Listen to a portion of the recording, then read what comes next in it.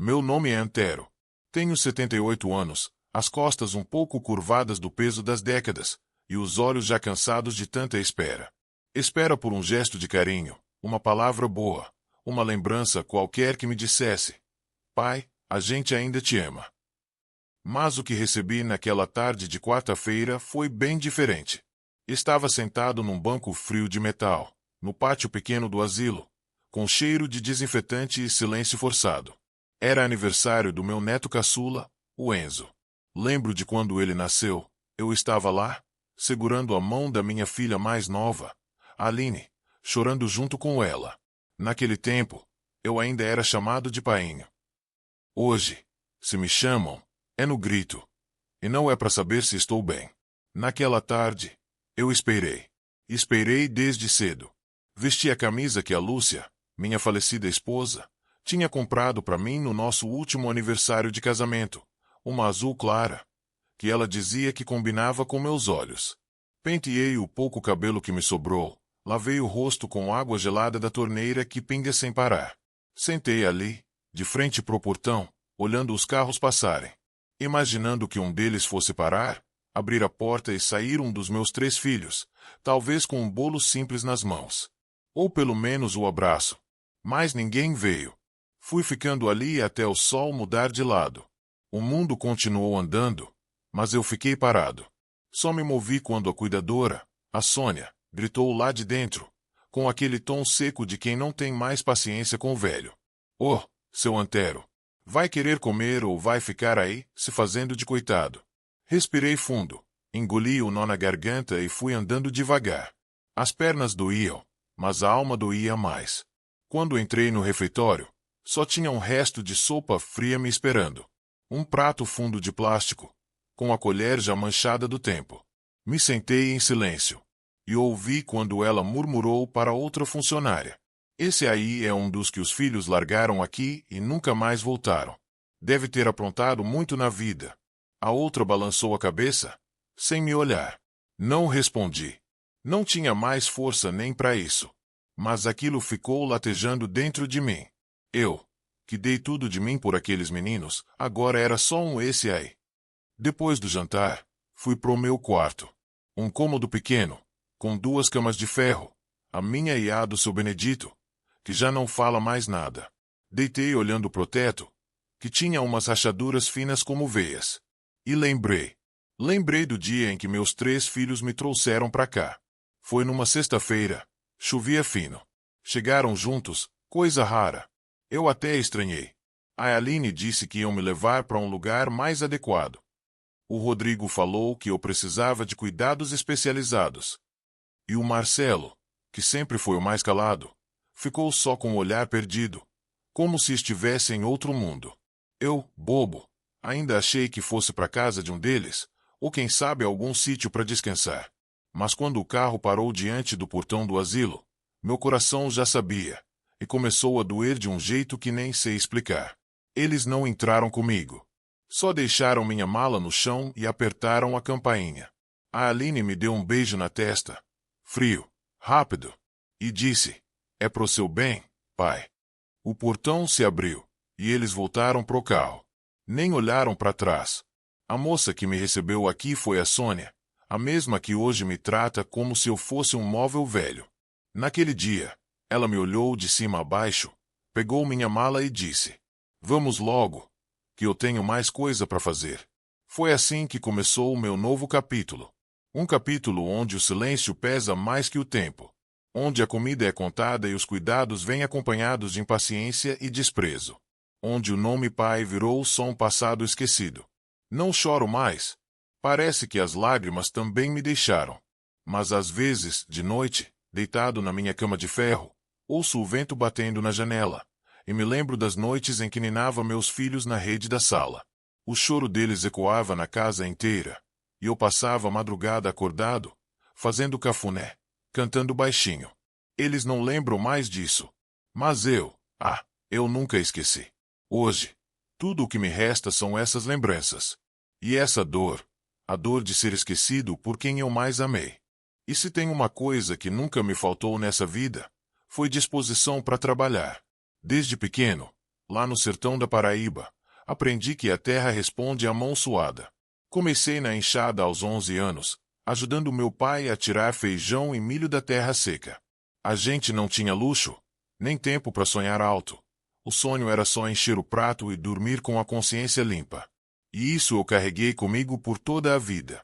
Quando casei com a Lúcia, foi a primeira vez que senti que a vida podia ser mais do que só lutar para sobreviver. Ela era diferente de tudo que eu já tinha conhecido. Tinha os olhos mansos, sorriso de domingo e uma força que me empurrava para frente. Fomos morar num barraco simples, com parede de barro e telhado que fazia barulho toda vez que o vento soprava forte. Mas era o nosso mundo. E ali, naquele lugar apertado e cheio de goteira, nossos filhos nasceram um por um. Primeiro o Rodrigo, depois o Marcelo, e por fim a Aline. Lembro como se fosse hoje do dia que comprei o primeiro par de sapato pro Rodrigo. Era uma botinha preta, baratinha, mas nova.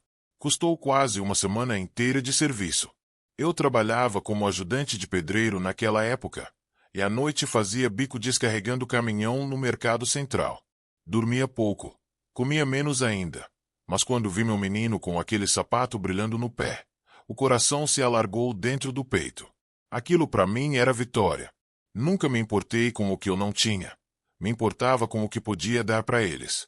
O Marcelo teve bronquite quando era pequeno, e eu caminhava quilômetros até o posto de saúde, só para conseguir um vidrinho de xarope. Às vezes não tinha ônibus, e eu ia a pé, com ele no colo, respirando mal e me olhando com aquele olhar de confiança que só um filho tem pelo pai. Eu sempre dizia, vai passar, meu filho. O pai tá aqui. A Aline, minha menina, ela era o xodó da Lúcia. Desde bebê, vivia no meu colo. Quando ela teve febre pela primeira vez, fiquei a noite toda acordado com ela no peito. Soprei na testa dela, molhei pano na água fria, rezei baixinho pro calor do mundo ir embora e deixar minha filha em paz. E quando ela sorriu no dia seguinte, fraca mas viva, senti como se Deus tivesse me abraçado. Tivemos tempos duros. Muito duros. Comida contada, conta de luz vencida, chinelo furado e o armário quase sempre vazio. Mas a gente se virava. Eu fiz de tudo. Fui servente de obra, roçador, limpador de fossa, ajudante de caminhão e até vigia noturno.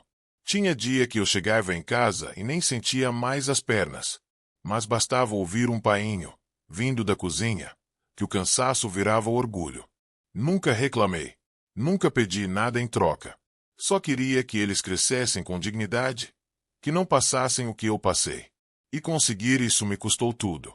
Perdi dentes, perdi saúde, perdi até um pouco da juventude, mas ganhei 3 filhos formados, casados, cada um com a vida feita. A Lúcia partiu cedo, antes de ver os netos crescerem. Aquela mulher era meu alicerce. Quando ela morreu, senti como se metade da casa tivesse desabado. Fiquei sozinho com os meninos já crescidos, e foi aí que as coisas começaram a mudar devagar, tão devagar que eu nem percebi no começo. Mas antes de tudo desandar, houve um tempo em que nossa casa era cheia de risos. Noite de São João com fogueira acesa no terreiro, pipoca estourando na panela velha, e eu tocando triângulo com as mãos calejadas. A Aline pulava corda, o Rodrigo jogava bola com os primos, e o Marcelo ficava tentando ensinar o cachorro a sentar. Era uma confusão boa. Eu olhava tudo aquilo e pensava, valeu a pena. Só que a vida não para ninguém. E a gratidão, às vezes ela vai embora sem avisar. Hoje, deitado nessa cama de ferro, com o colchão fino e a coberta que fede a mofo, eu reviro essas lembranças como quem folheia um álbum velho. Cada página me mostra o quanto eu fui presente, mesmo quando tudo faltava. Só que agora, presente eu sou só na memória. E ainda assim, só na minha. O que mais machuca não é estar aqui. É saber que, para eles, todo esse esforço virou só um incômodo. Como se o amor que dei tivesse prazo de validade.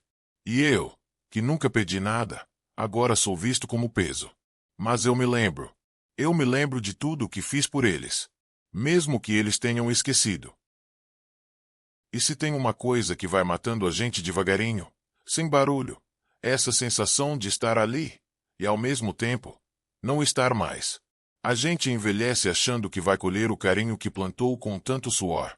Mas às vezes, o que vem de volta é só silêncio. Silêncio que machuca mais do que grito. Quando a Lúcia se foi, os meninos ainda vinham me visitar de vez em quando. Aline trazia o Enzo, me abraçava forte, dizia que sentia minha falta. Rodrigo e Marcelo apareciam nos domingos, às vezes com carne para assar, outras com cerveja. Ríamos, lembrávamos dos tempos antigos, e eu, bobo, achava que o amor continuava firme. Mas foi só o tempo passar, só as rugas aumentarem, só a minha saúde enfraquecer, que tudo foi mudando. Primeiro, vieram os esquecimentos. Um aniversário que não foi lembrado. Um convite que não chegou. Um Natal em que ninguém apareceu. Eu fiquei sentado na varanda com a roupa passada, esperando. Quando escureceu, guardei o prato e comi arroz com ovo frito sozinho. No outro dia, Aline ligou dizendo que tinham ido para casa da sogra e perderam a noção da hora. Pai, a gente se enrolou, me perdoa. Eu disse que tudo bem. Mas doeu.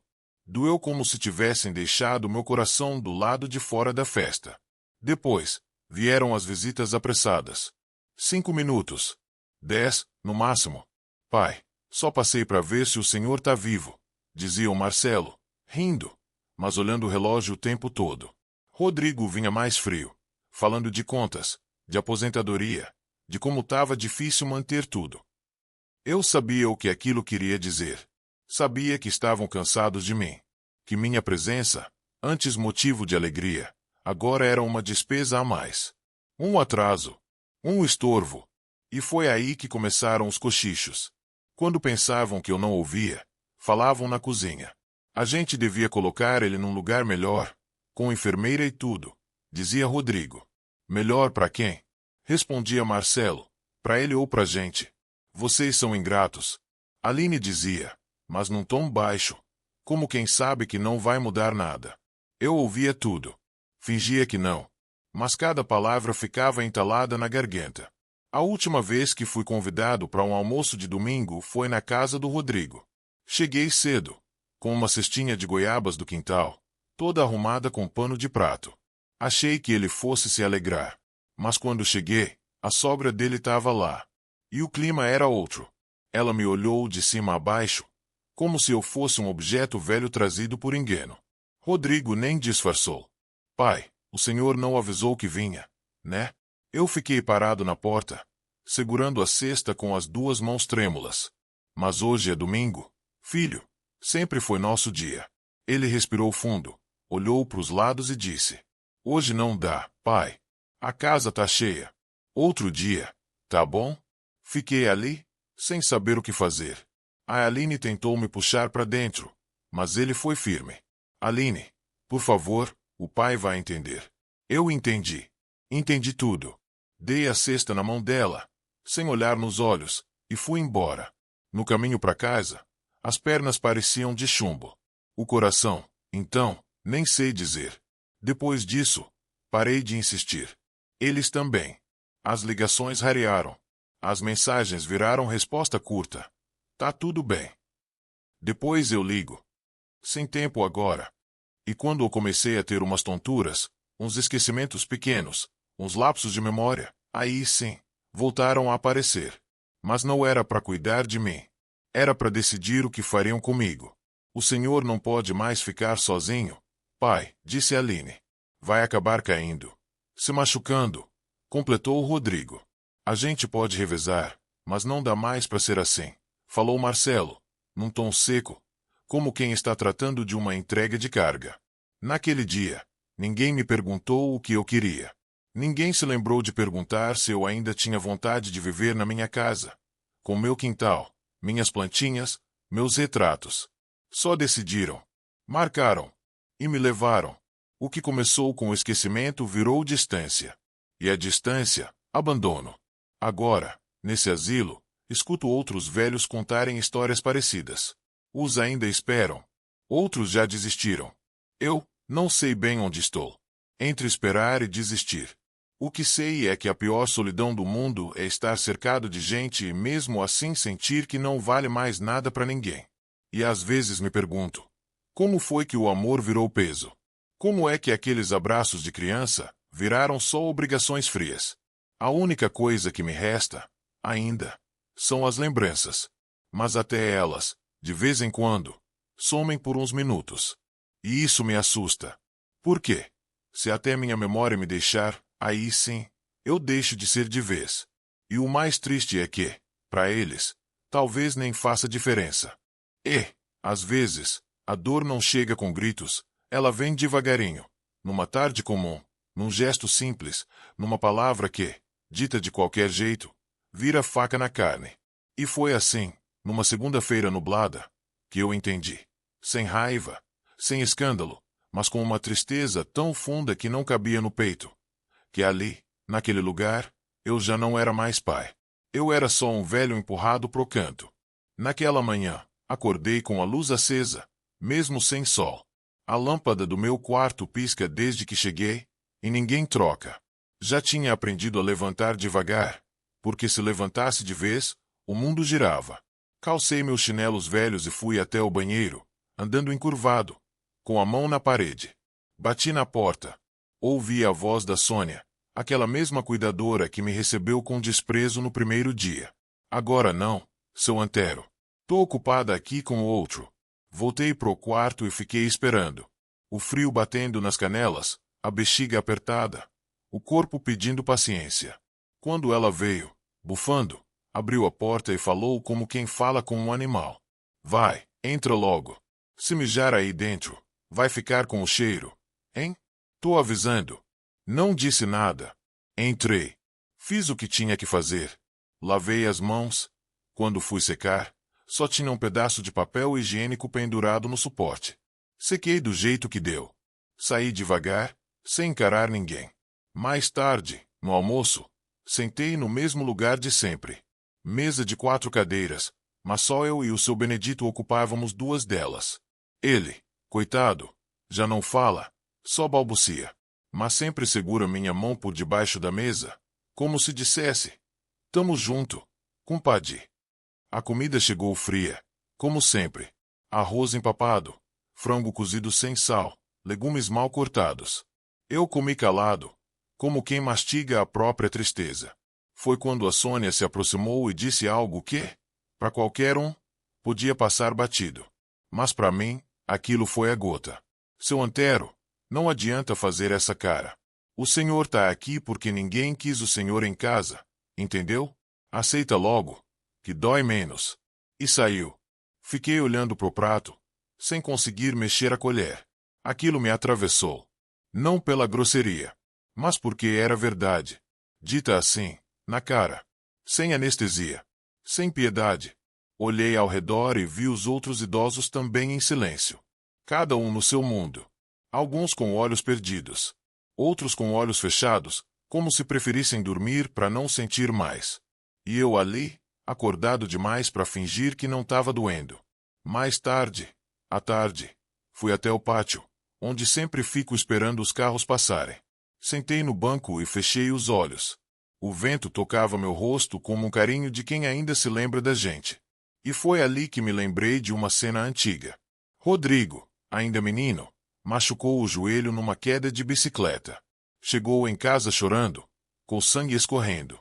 Lúcia entrou em desespero, mas eu peguei ele no colo, lavei o machucado, passei mercúrio, fiz um curativo e disse baixinho: dor passa, meu filho.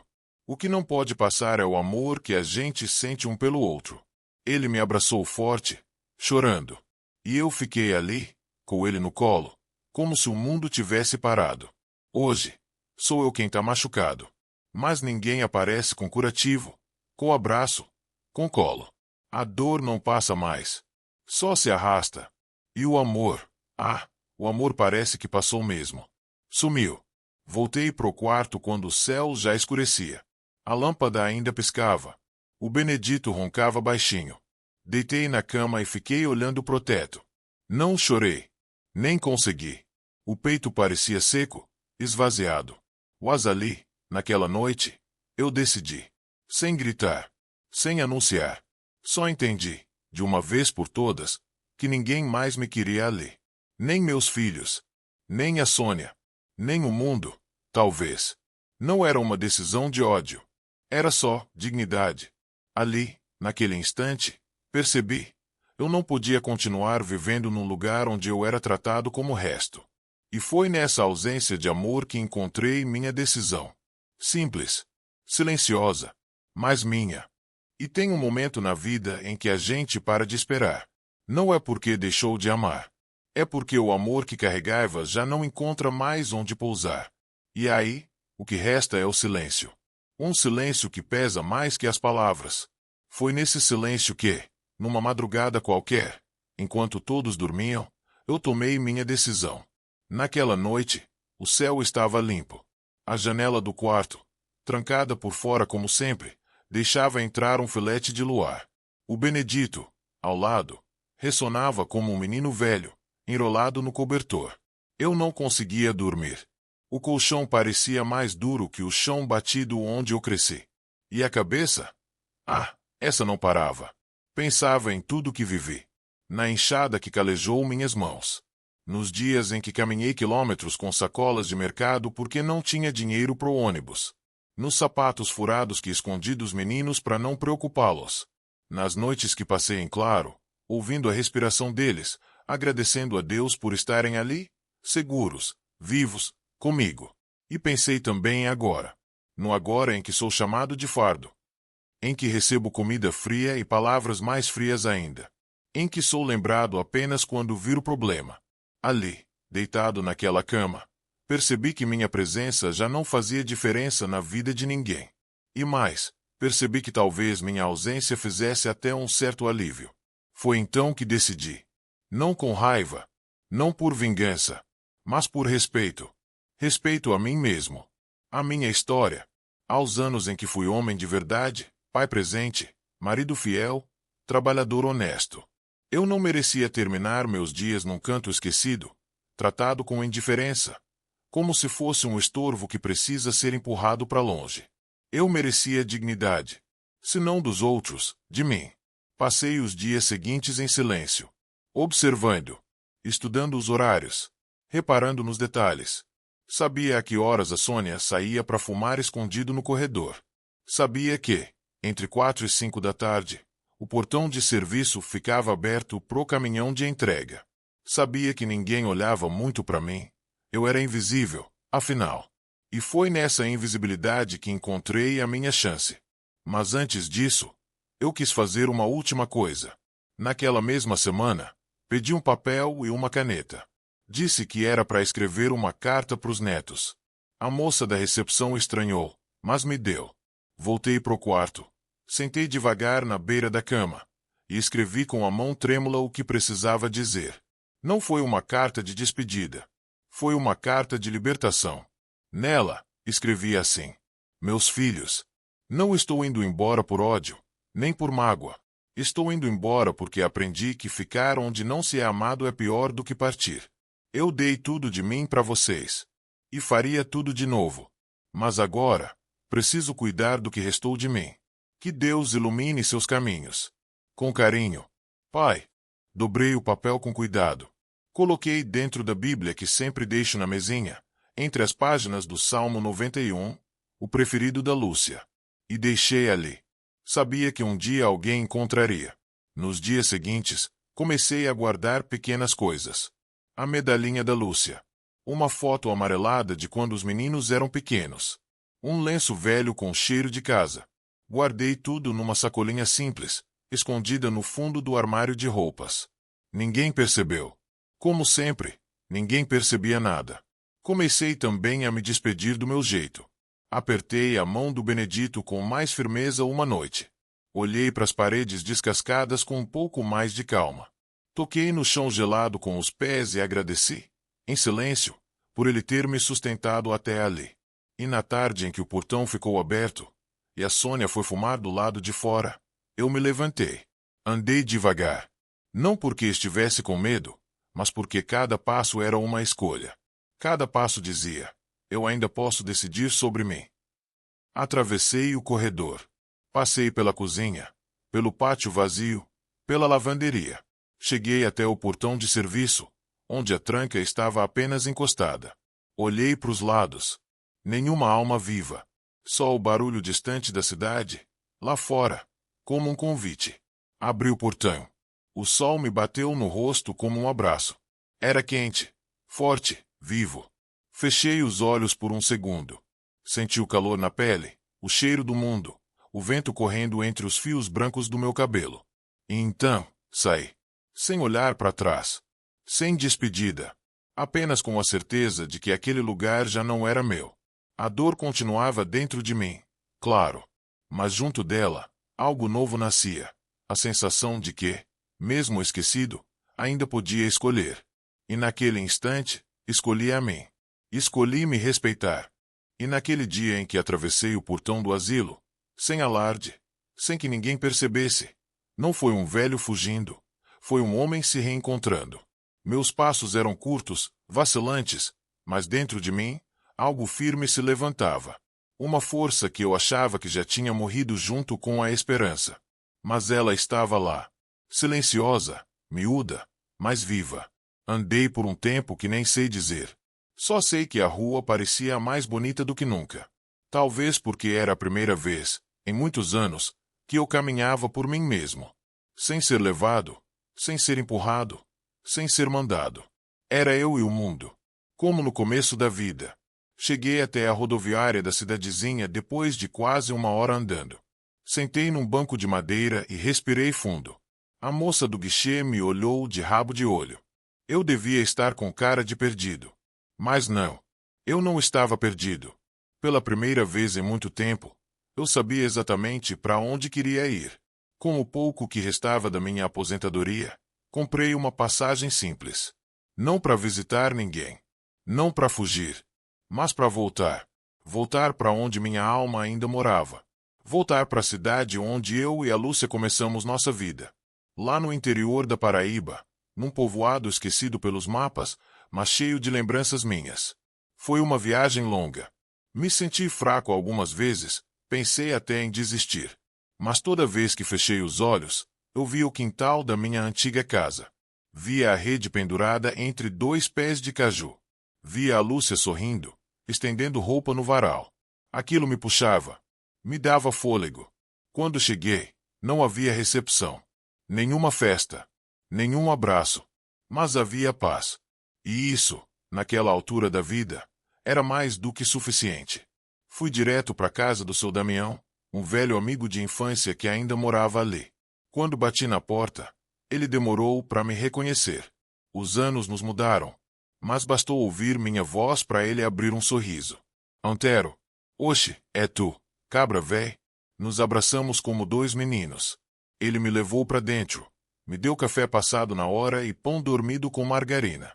E ali, sentado na cozinha simples dele, com as paredes cheias de mofo e o rádio tocando música de sanfona baixinho, eu senti que estava vivo de novo. Expliquei para ele, sem muitos detalhes, o que tinha acontecido. Ele não perguntou muito.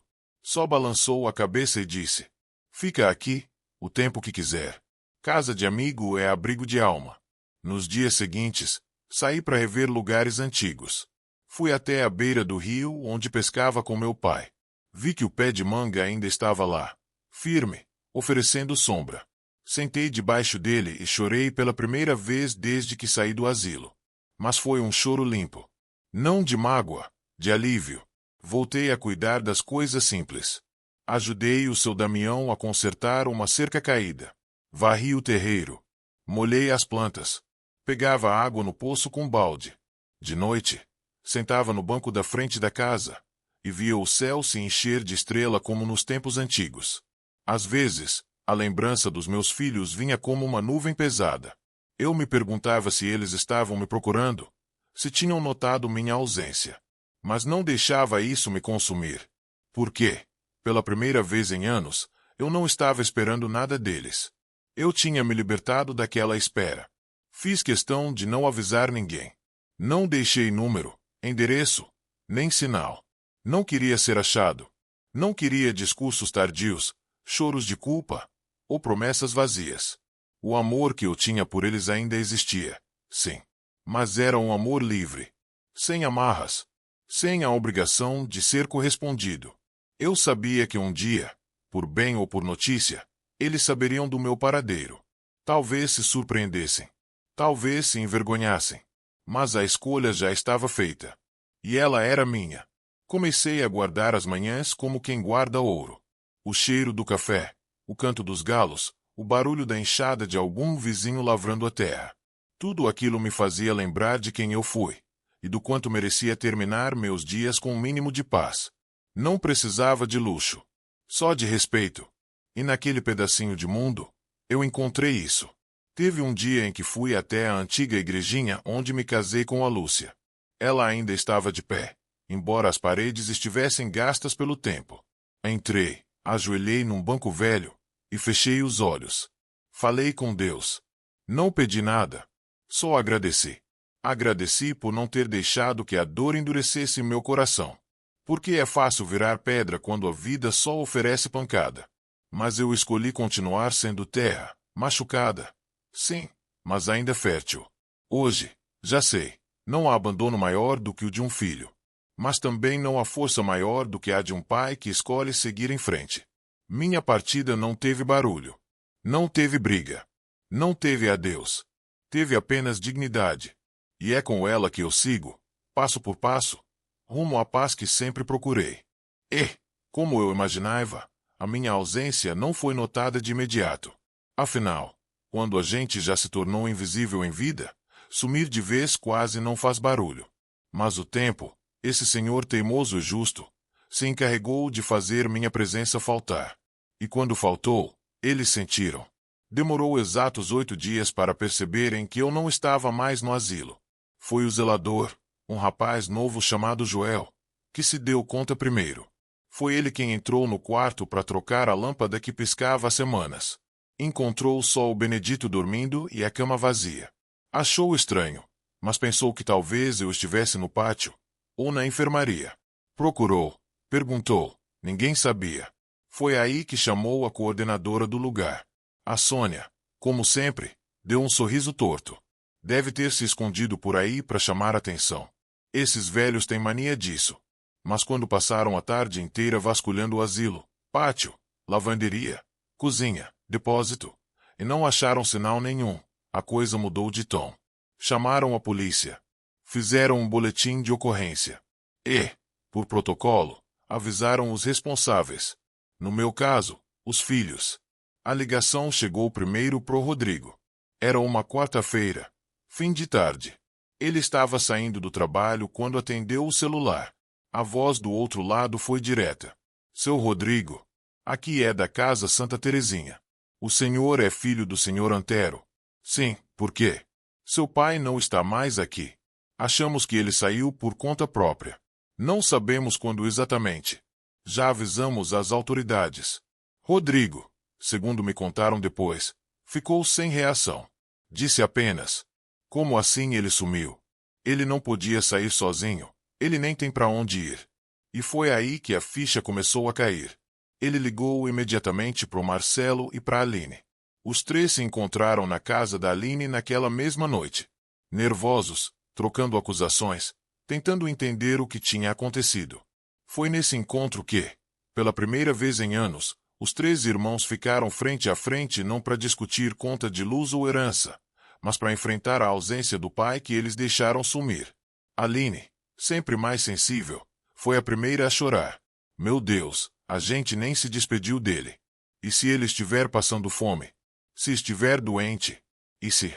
Marcelo tentava manter a razão, mas a voz tremia. Ele não tinha ninguém, nenhum amigo, nenhum parente. Para onde ele iria?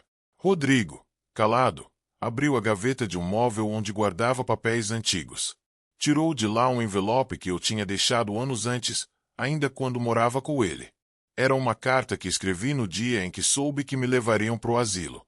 Naquele tempo, ainda tentei acreditar que seria só uma temporada. Uma ajuda.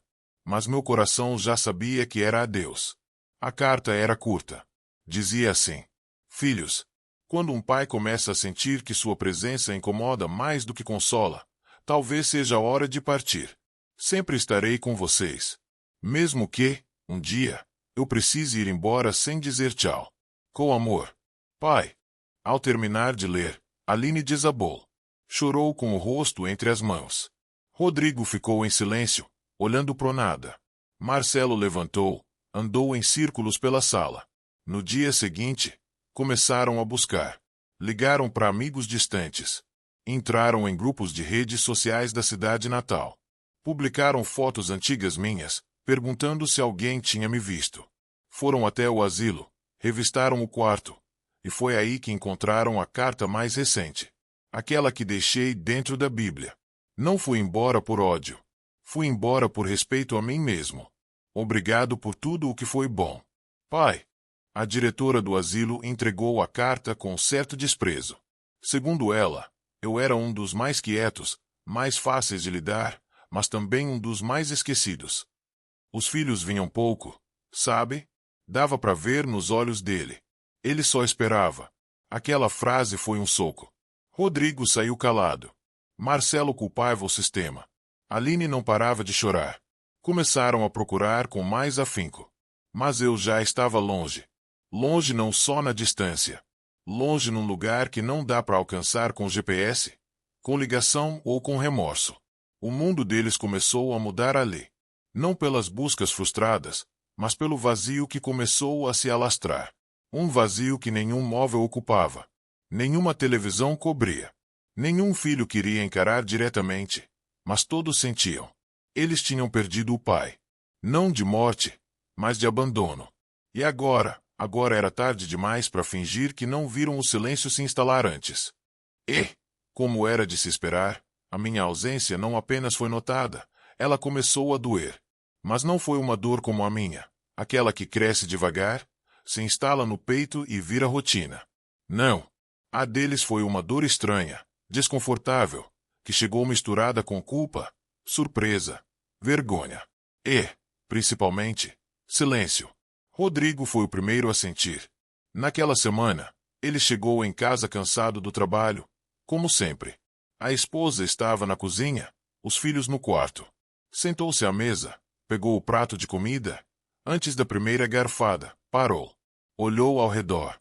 A casa estava cheia, mas parecia vazia. Era como se alguém faltasse. O que foi, Rodrigo? Perguntou a mulher. Ele balançou a cabeça. Nada, não. Mas era tudo. Naquela mesma mesa, anos atrás, eu costumava sentar com eles. Cortava a carne no prato do neto, contava causos da roça, ria alto. E, mesmo que eles não dissessem, eu via o brilho nos olhos das crianças. Agora, só restava o eco do talher batendo no prato. E um silêncio que fazia a comida perder o gosto. Marcelo também começou a sentir a falta, mas de um jeito diferente. Ele, tão prático, tão racional, se pegou uma noite revendo fotos antigas num pendrive. Achou uma pasta com vídeos do aniversário de 60 anos da Lúcia, minha esposa. Eu aparecia num canto da sala, tocando um pandeiro velho e rindo com os netos no colo. O som era ruim, a imagem tremida, mas dava para ver claramente o que hoje faltava: alegria. Ele pausou o vídeo. Ficou olhando minha imagem congelada na tela. E pela primeira vez em muito tempo, sentiu um nó na garganta. Ele era feliz ali. Sussurrou para si mesmo. Aline, coitada, essa foi a que mais sentiu. A mais próxima. A que mais tentou lutar contra a decisão de me levar pro asilo, mas que, no fim, cedeu.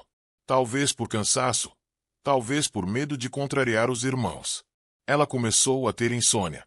Passava as madrugadas olhando o celular, esperando uma ligação, uma mensagem, um sinal qualquer de que eu estava bem. Numa dessas noites, foi até o quarto do filho mais novo, o Enzo. Ele dormia abraçado com um dos brinquedos que eu tinha dado. Aquele boneco de pano, costurado à mão, com uma camisa quadriculada igual à minha. Sentou na beira da cama dele e chorou baixinho. Me perdoa, pai, disse entre soluços, eu devia ter feito mais. Os três tentaram me encontrar. Foram até programas de rádio da cidade onde nasci. Colaram cartazes. Falaram com conhecidos. Até contrataram um rapaz para fazer buscas em cidades vizinhas. Mas nada. Nenhum sinal. Era como se eu tivesse sumido do mundo. E de certa forma, era isso mesmo. Eu tinha sumido do mundo deles. Mas não do meu. Enquanto eles buscavam o pai que ignoraram em vida, enfrentavam o que sempre evitaram: a consciência. Rodrigo começou a passar mais tempo calado. As reuniões da empresa já não o empolgavam. Dizia estar cansado, mas no fundo, era o peso da culpa que puxava seus ombros. Marcelo, sempre ocupado, passou a chegar mais cedo em casa. Tentava se distrair, mas bastava ver um idoso na rua que o coração apertava. Começou a tratar o próprio sogro com mais paciência, talvez tentando, sem sucesso, consertar o passado através de outro velho.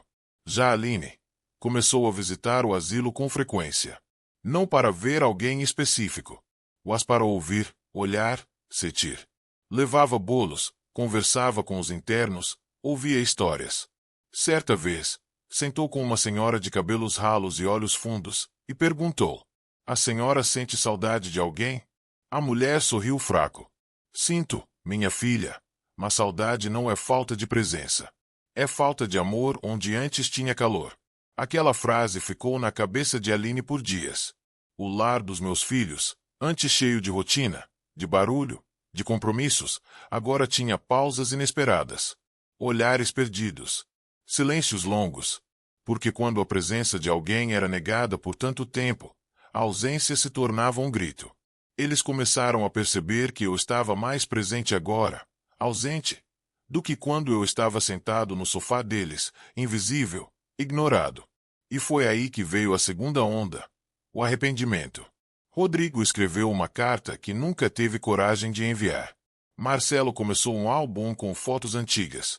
Aline gravou uma mensagem de voz no celular, dizendo tudo o que nunca me disse, mas apagou antes de enviar. A dor não era de perda definitiva, mas de abandono mútuo.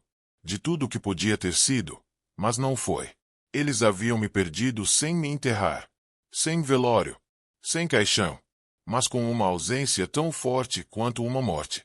E essa ausência começou a morar com cada um deles, sem pedir licença, na mesa do café, no banco do carro, no canto do sofá onde, antes, eu ficava. Eles estavam, enfim, sentindo o que eu senti por anos. A diferença é que agora, era tarde demais para fazer diferente. E a verdade, ela pode demorar, mas sempre chega. Vem como brisa ou como vendaval, mas chega.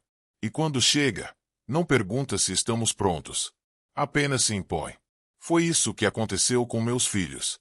Depois de tantos anos empurrando sentimentos para debaixo do tapete, ignorando olhares, gestos, silêncios, eles foram obrigados a encarar o que nunca quiseram ver, o que fizeram comigo. Rodrigo foi o primeiro a quebrar. Aquela fachada de homem ocupado, de profissional respeitado, caiu de vez numa manhã chuvosa, dentro do próprio carro. Estava parado no sinal, olhando o limpador de para-brisa riscar o vidro, quando viu um senhor atravessando a rua com sacolas pesadas nas mãos. O velho tropeçou, quase caiu. Rodrigo, por reflexo, abriu a porta e correu para ajudar. Ao pegar naquelas mãos enrugadas e frágeis, sentiu uma coisa estranha, como se estivesse segurando a minha mão. Ficou paralisado por uns segundos. O velho agradeceu, sorriu sem dentes, e seguiu seu caminho, devagar. Rodrigo voltou pro carro, sentou ao volante, e chorou. Como nunca tinha chorado. O choro de quem se dá conta, tarde demais, do que perdeu. Chorou até não conseguir respirar direito. Sozinho. Trancado. Como eu tantas vezes estive. Marcelo, sempre mais duro, resistiu um pouco mais. Tentava racionalizar tudo, como se a ausência tivesse explicação, como se meu sumiço fosse um ato impulsivo de um idoso confuso. Mas um dia, durante um jantar em família, a filha dele, a Laura, minha neta, perguntou de repente: "Pai, por que o vô Antero foi morar naquele lugar longe?" Silêncio na mesa. A esposa de Marcelo olhou para ele, esperando que dissesse algo. Mas ele apenas abaixou a cabeça. A filha insistiu. Ele não gostava da gente mais? Ele não conseguiu responder. Naquela noite, escreveu num caderno escondido: "Pai, eu te joguei no canto da vida como quem guarda um sapato velho. Só agora percebo que o que estava velho era o meu coração. E o Senhor era o que me restava de nobreza." Já Aline foi a que mais sentiu. a que mais se permitiu sentir. Por isso mesmo, a que mais sofreu. Começou a visitar a casa antiga onde morei antes de ir pro asilo. Falava com os vizinhos, andava pelo quintal vazio. Tocava as coisas como se ainda tivessem meu cheiro. Um dia, encontrou no fundo de uma gaveta um guardanapo com minha letra. Tinha escrito: "Ser pai é plantar e confiar que um dia vai brotar." Ela levou aquele papel pro peito, apertou forte e chorou de soluçar. Ligou para Rodrigo, chorando. "A gente matou o nosso pai em vida, Rodrigo, e agora estamos aqui, tentando consertar o que não tem conserto." Rodrigo tentou acalmá-la, mas ele mesmo tremia. Sabia que era verdade. Começaram, então, a escrever cartas. Cada um. Cartas que nunca foram entregues. Rodrigo escreveu pedindo perdão pelas vezes que me apressou na mesa. Marcelo escreveu pedindo desculpa por ter me tratado como problema. Aline escreveu dizendo que ainda me ama, mesmo que tenha demorado para entender o que significava estar presente. Mas nada disso me alcançou. Eu estava longe demais. Não fisicamente, mas emocionalmente. Porque o que quebrou dentro de mim, quebrou silencioso, mas irreversível. Eles tentaram me encontrar em igrejas, praças, mercados. Ouviram falar de um senhor que se parecia comigo num povoado distante, mas quando chegaram lá, não era eu. Voltaram frustrados, carregando nas costas o peso de um arrependimento que não tem cura. Um arrependimento que não dá para dividir. E foi nesse momento que a verdade se instalou. Eles não me perderam num acidente, nem por uma doença repentina. Me perderam no dia em que pararam de me olhar nos olhos. No dia em que deixaram de perguntar se eu estava bem. No dia em que decidiram que era mais fácil me afastar do que me acolher. Eles não sabiam, mas o momento exato da perda foi muito antes do meu sumiço. Foi quando minha cadeira ficou vazia nas festas. Quando minha fala passou a ser interrompida. Quando meu café esfriava na cozinha porque ninguém mais sentava comigo. Agora, tudo isso volta para eles como um eco. Um eco constante. Rodrigo tenta compensar sendo mais presente com os filhos. Marcelo visita o pai da esposa todo domingo. Aline faz trabalho voluntário em casas de repouso. São tentativas de redenção. Genuínas, mas tardias. E ainda assim, nobres. Porque, às vezes, o arrependimento também ensina. Mesmo que não repare o passado, pode evitar que o mesmo erro se repita com alguém. Mas comigo, já não havia mais volta. A única coisa que poderiam fazer era aceitar a verdade. Dura, gelada, cruel. Eles me perderam quando ainda podiam me ter. E agora, tudo o que lhes restava era a ausência. Presente, silenciosa e eterna. E depois de tudo, do silêncio, da dor, do abandono, da fuga, do reencontro comigo mesmo, posso dizer, com serenidade, que finalmente encontrei o que tanto procurei: paz. Não foi fácil, não foi bonito, mas foi verdadeiro. Hoje moro numa casinha simples, nos fundos da propriedade do seu Damião. Ele me cedeu um quartinho velho, que reformamos juntos. Telhado de telha de barro, parede caiada, chão de cimento batido.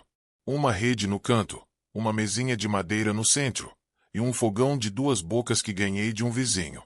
A água vem do poço. A luz, de uma gambiarra puxada da casa principal. Mas o que ilumina mesmo meu canto não é lâmpada, é sossego. O dia começa cedo, como nos tempos antigos. O galo canta ainda no escuro, o cheiro do café se espalha devagar, e o céu vai clareando como se desenhasse esperança com pincel. Às vezes fico sentado na soleira da porta, olhando o dia nascer, sem fazer nada. Só olhando. E isso, para mim, hoje, é tudo. Tenho minhas hortinhas. Planto coentro, alface, tomate, pimentão. Cuido das galinhas do seu Damião, varro o terreiro, aparo a cerca. À tarde, descanso na rede e deixo o vento conversar comigo. À noite, ouço rádio de pilha, gosto de moda de viola, de programa de cartas, de voz mansa contando causos de interior. De vez em quando, alguém da vila aparece dizendo que viram 3 pessoas na cidade, mostrando minha foto.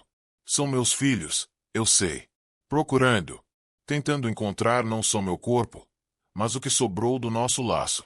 Mas eu não me escondo deles por vingança. Me preservo. Porque não dá para voltar a um lugar onde não há mais espaço para quem você é. Sei que eles mudaram. Sei que estão sentindo. E não duvido que, no fundo, me amem. Mas o amor que não é praticado vira só lembrança. E eu não quero viver de lembrança dos outros. Quero viver do que eu tenho, do que ainda posso ser. Não guardo mágoa. Não desejo mal a nenhum deles. Pelo contrário, rezo toda noite por cada um. Falo seus nomes devagar, como se estivessem aqui na minha frente. Peço a Deus que os proteja, que ilumine seus caminhos, que os ensine a valorizar o que importa antes que seja tarde outra vez. Às vezes, fico imaginando como seria se aparecessem por aqui. Se cruzassem aquela estradinha de terra, descessem do carro e me chamassem pelo nome. Mas não como quem chama um estranho, e sim como antes. Como nos tempos em que a palavra pai vinha com carinho e respeito. Mas se não vierem, tudo bem. Já não espero. O tempo me ensinou que a ausência dos outros não precisa ser a ausência de si mesmo. Hoje, vivo em paz com minha história, com meus erros, com meus acertos, com o amor que dei e com o que não recebi de volta. Aprendi que dignidade não precisa de plateia. E que o silêncio, quando nasce do respeito próprio, é mais poderoso que qualquer palavra gritada. Outro dia, sentei sob a sombra de um pé de manga e deixei o tempo passar. Os passarinhos faziam festa nos galhos, a brisa batia leve no rosto, e o sol filtrava entre as folhas feito ouro antigo. Fechei os olhos e sorri. Pela primeira vez, depois de tanto, um sorriso que nasceu sem esforço. Ali, naquela simplicidade, eu entendi. Eles perderam um pai. E eu, finalmente, encontrei a minha paz.